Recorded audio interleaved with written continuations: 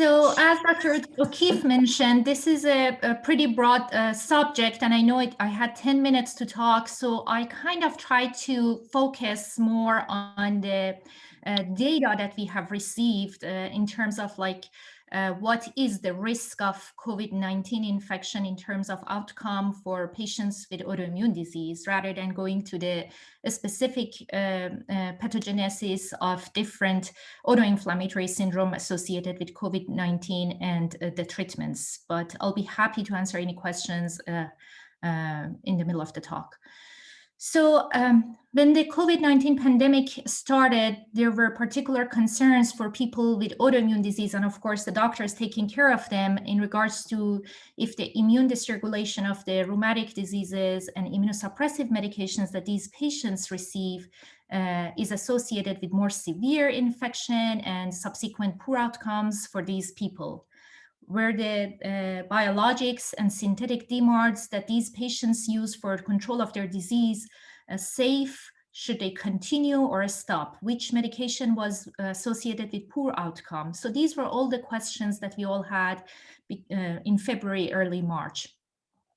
Very soon, a rheumatology community in the world got together, and a registry at UCSF started collecting data from all around the world with patients with COVID-19 positivity who have rheumatic diseases.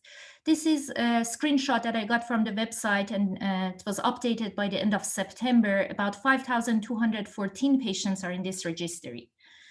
So in May, they published their first data from this registry, the Global Rheumatology Alliance, and a total of 600 cases that were collected from 40 countries showed actually majority of these cases were from North America and Europe. And as you can see, majority of them were female and the ages 50 to 65. With the most common rheumatic diseases being RA, and followed by lupus and psoriatic arthritis, and have the regular comorbidities that our patients have: highest hypertension, lung disease, diabetes, and cardiovascular disease. Nearly half of these cases were hospitalized, 46% of them, and the mortality rate was 9%. A multivariable adjusted model showed that prednisone dose greater than 10 milligrams per day, this is a chronic steroid use, was associated with higher odds of hospitalization. Use of conventional disease-modifying anti-rheumatic medications, drugs, alone or in combination with biologics or JAK inhibitors were not associated with poor outcome or hospitalization.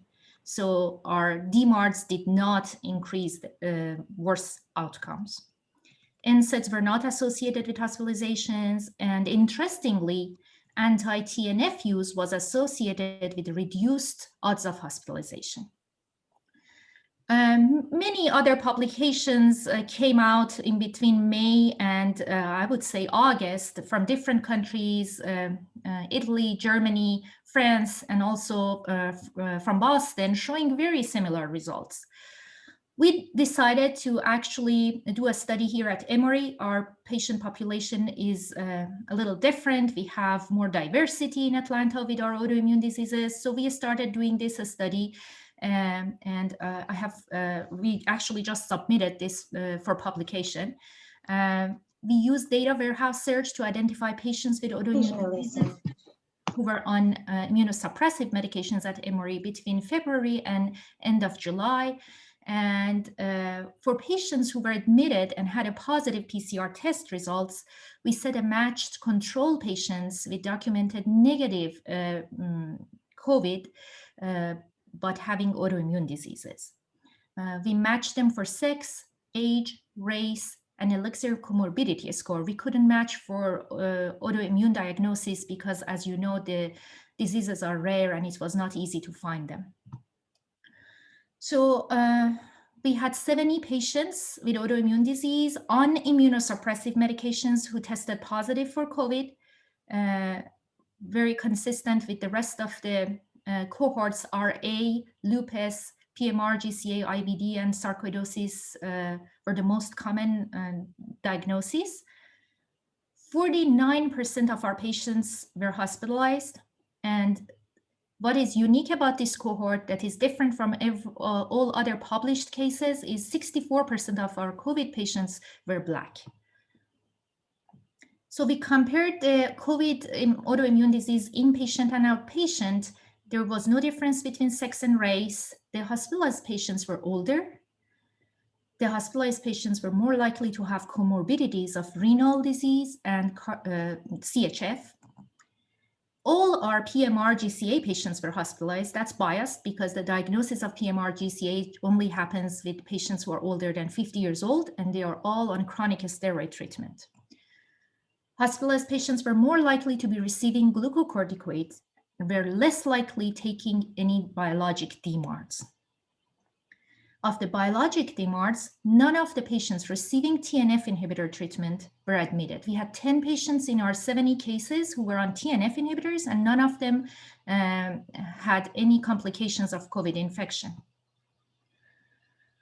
When we compared admitted COVID-19 patients to the negative COVID-19 patients with autoimmune disease in the hospital, interestingly, there was, of course, we have matched them for sex, age, and race, but the COVID positive patients had more PMR-GCA, comorbidities were very similar, and control patients received more hydroxychloroquine than the COVID patients. COVID-19 were more likely to be admitted to the ICU and intubated, and they remained on the ventilator longer, and they had longer first hospitalization stay and less likely discharge to home.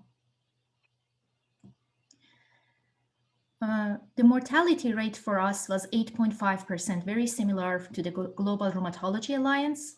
We had 6 deaths out of 70 patients. Patients who died were older with mean age of 76. Only 1 patient was Black, the rest were white. 21 out of 28 patients were white. And the diagnosis, 3 was RA, 2 GCA, and 1 ILD. So 5 of these patients were on chronic steroid use greater than 10 milligram per day. 1 was on rituximab on 5 milligram of prednisone. And there was no differences in their medical comorbidities. So this study was very consistent with the rest of the publications in the literature. The rate of hospitalization in this population with autoimmune disease on immunosuppression is around 44 to 50%. The mortality rate is still 8 to 9%. Older age and comorbidities are the greatest risk factors. Chronic glucocorticoid use greater than 10 milligram is associated with poorer outcome. And among all the medications, TNF inhibitors were associated with less hospitalization and severe disease. The rest of the medications, immunosuppressive medications, including mycophenolate, methotrexate, and all the conventional DMARDs, there was no association with the poorer outcome. So what I think we get out of this, one of the questions that Dr. O'Keefe asked me was, are patients with rheumatic diseases at high enough risk that they should be given excuse or stay home from work or school? So I think you guys have to make a decision based on individual patients. Still in this population, age, comorbidities, chronic steroid use make them higher risk. Patients who are younger, their disease is under control and they're taking immunosuppressive medications probably have lower risk. But as you saw, overall hospitalization and overall mortality rate is higher than general population. The next question that I'm sure you guys are dealing with, and we are dealing with it still since the beginning of the pandemic, is how to handle immunosuppressive medications during acute COVID infection. So studies have shown that patients with uncontrolled lupus or rheumatoid arthritis, when their disease is in a flare, they are at higher risk of acquiring infection in general. Disease flares make them use higher doses of glucocorticoids and probably are associated with worsening or increased risk of infection. A cross-sectional study recently showed that more than 90% of patients, through their recommendation by their rheumatologists, stayed on immunosuppressive medications during the COVID pandemic. So that we know that we are not supposed to stop the medications, immunosuppressive medications for these patients during this time. But the question is, what happens if they have exposure or they have documented infection? American College of Rheumatology Task Force has recommendation, which is not really based on any data. There hasn't been any prospective study. These are just based on case series or observational studies that we have had. And their recommendation is, I'm just going to take you over here. I'm sorry, it's crowded, but if patients have documented or presumptive COVID-19, regardless of the severity, other than hydroxychloroquine, the rest of the medications need to be stopped. And this is the practice that we have for any infection. If your patient calls you and has a flu with fevers or any even bacterial infection, we usually ask them to hold their immunosuppressive medication until the acute infection is over. And that's what we are recommending for COVID-19. There was exception here in this guidance statement in regards to IL-6 receptor. As Dr. O'Keefe mentioned, you all saw the New England Journal of Medicine clinical trial on IL-6 inhibitor, which was thought to be very useful with patients who have significant infection with COVID-19, with respiratory distress and cytokine syndrome. But the clinical trial, which was placebo-controlled blinded trial, showed negative results, and it was not effective. So I think this guidance statement will be changed soon to stop the IL-6 inhibitor if patients have acute infection. It didn't change the outcome. So the other question that I was asked, or I thought that it's important to answer here, are there any post-COVID-19 rheumatologic condition recognized so far? As you all know, infectious diseases have long been considered as one of the triggers of autoimmune disease, autoinflammatory diseases via molecular mimicry. Several emerging reports have shown that COVID-19 can lead autoimmune and autoinflammatory diseases. The most common one that we have heard is the pediatric inflammatory multisystem syndrome, which is like a Kawasaki-like vasculitis, or even toxic shock syndrome, myocarditis, MAS in children mostly. This is a process that happens usually weeks after acute COVID infection. It doesn't happen right away, and there are still so many mysteries about this condition that we are curious to know. In adults, it's different. Majority of the reported autoimmune diseases that are potentially associated with COVID-19 happen during the acute infection. Immune thrombocytopenic purpura, ITP, has been the most common one reported. Guillain-Barré Miller-Fisher syndrome, in the same category, has been reported in the first couple of weeks of the COVID-19. Antiphospholipid antibodies and thrombosis related to that is very well known at this point. And I told you about Kawasaki-like disease. So there has been multiple reports of course, you guys know that the thrombosis is a major problem in COVID-19 and associated with higher complications and comorbidities.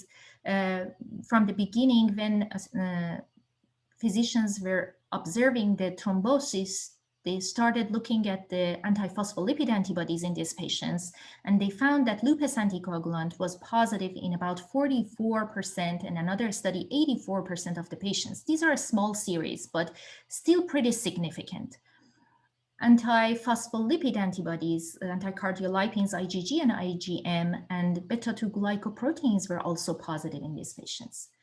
This is not a surprising phenomenon in an infection. So many times patients who have severe infection with multi-system involvement, they can have presence of antiphospholipid antibody. And the reason that we have for the diagnosis of antiphospholipid antibody syndrome, one of the diagnostic criteria is having the positive test actually 12 weeks after the first one is this one, because this has been observed in other infectious diseases that at the acute process, you can have a positive antibody and then later it can be negative.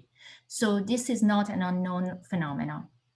But interestingly, when they checked autoantibodies in other patients with COVID-19, they actually saw 50% positive ANA, 25% different type of SSA antibody, and I mentioned the antiphospholipid antibody syndrome. So there is still so much to learn about these patients and follow them longitudinally, long term, and understand if these are all just reactions to the immune dysregulation that happens during the infection, and how long this is going to last, and is it going to lead to chronic autoimmunity, or it's going to go away. And we do not have any information in this regards. In terms of symptoms, myalgias, generalized weakness have been reported in a quarter to half of these patients who are symptomatic with COVID-19. Myalgia is not correlated that much with the severity of the disease. Patients can have pretty mild in terms of at least respiratory status of the infection and have significant myalgias. In a study, they showed that about 19% of patients had elevated CPK levels. So there is some inflammatory process in the muscles increasing the CK levels. Arthralgias are present in 15% of cases, and they can last longer than just the acute infection. And these patients may have arthralgias and myalgias for up to 3 months. There has been only 2 case reports in the literature showing inflammatory arthritis and synovitis in patients with COVID-19 that were kind of like remained after 30 days of the infection. So it's very rare to develop an immune-mediated inflammatory arthritis. And honestly, none of these case reports, they did any PCR on the synovial fluid. So we are not even sure if this is an ongoing viral arthritis or this is a post-inflammatory arthritis. I mean, that was the case with Ebola, that some of the patients with Ebola have arthritis, and many of them have reactive type of arthritis, many of them have viral arthritis, and we don't know about this phenomenon in COVID-19 patients.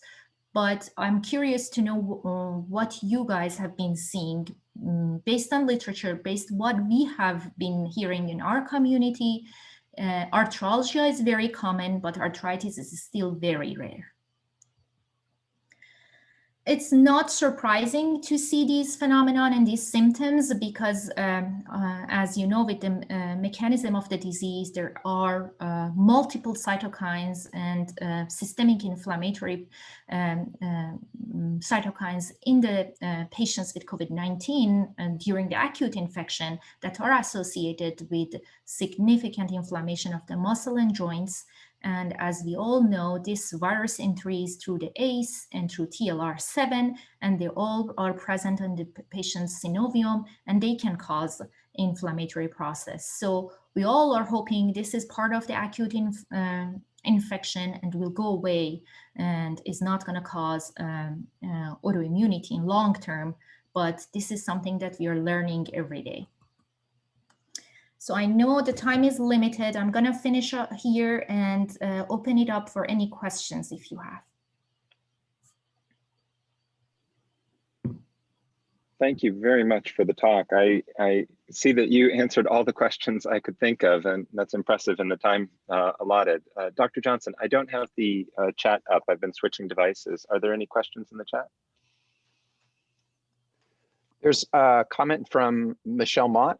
Agree, I've seen several patients in the acute respiratory clinic with post-viral lingering arthralgias. Are there recommendations for care? That's a great question. So I would say there, as you saw in the Global Rheumatology Alliance, there is no contraindication to use NSAIDs. And as we do with parvovirus infection and other viral infections that their arthralgia and sometimes arthritis lasts longer, our first medication would be NSAIDs. I understand some of these patients may have some kidney injuries after their disease. So of course that would be a contraindication. If it becomes inflammatory arthritis, we can always consider something like prednisone. But at this point, I would just go to Tylenol, NSAIDs, and conservative management. There was actually a study looking at physical therapy for these patients because they lose during the infection because of the deconditioning. They will be losing some muscle strength. So definitely slow physical therapy and increasing the exercise would be the first recommendation with NSAIDs. Thank you. Dr. O'Keefe, that's the only question that we have in the chat box. Dr. Khosrowshahi, I really appreciate your coming on today to give us this important update. And thanks for all the work that you're doing within the scientific community to help us gain more knowledge about that.